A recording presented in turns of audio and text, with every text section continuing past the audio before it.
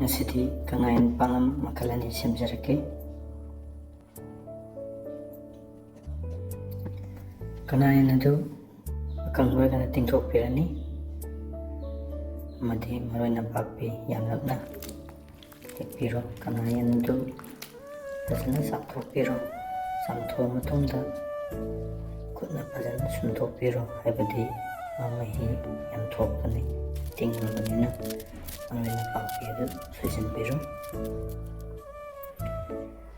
Ngasi sanaba mari namlap tawna hapirani yenghanglaga maroi nampakpi adu soire.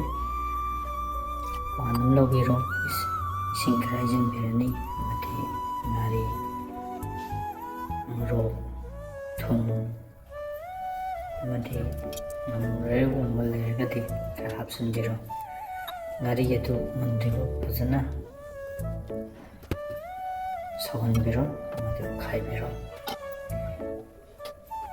Ngari adu mulle hana khalla matungda aikoina maroi nampakpi amadi kangayan adu hapsanbirani. Hapsanbiraga munna fazana ukhaibiro.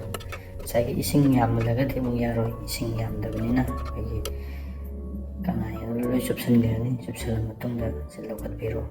Yenghangla amada fazana hapsanbiro.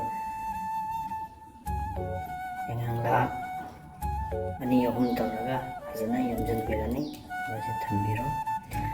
Nakal amarondana ngasagi sisana mathel amani yenghang khara laubiro hapsanbiro.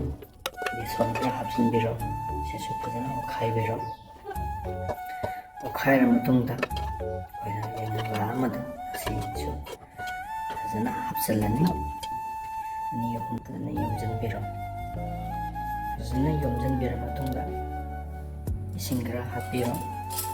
Amadi ngasi steam tawdoini. Steam tawba yanaba kona ma hapsanbiro. Amadi ngasagi yenghangla na yomjangiriba pangmani adu mafamsida hapsanbiro. Amadi mai khara kanna laikhatlaga minute 15 ising adu sawalaga ngasagi maninduna mulani haibagi timingduda se lawthokpiro. Lawthokpira matungda se sosot laubnina ngasagi pan amda lauraga paknam adu fazana kanghanbiro.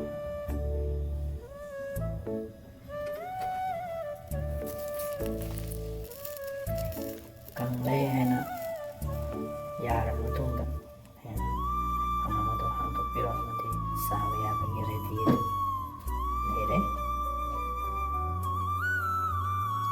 Semjariba recipe ase yumdasu adum taste amtang tawbira yembiyo. Hawi hawte haibagi comment pibiro. Channel asibu nusibinduna like share comment pibiro kaubiganu. Yambu thagatsari khuramjari yaifari.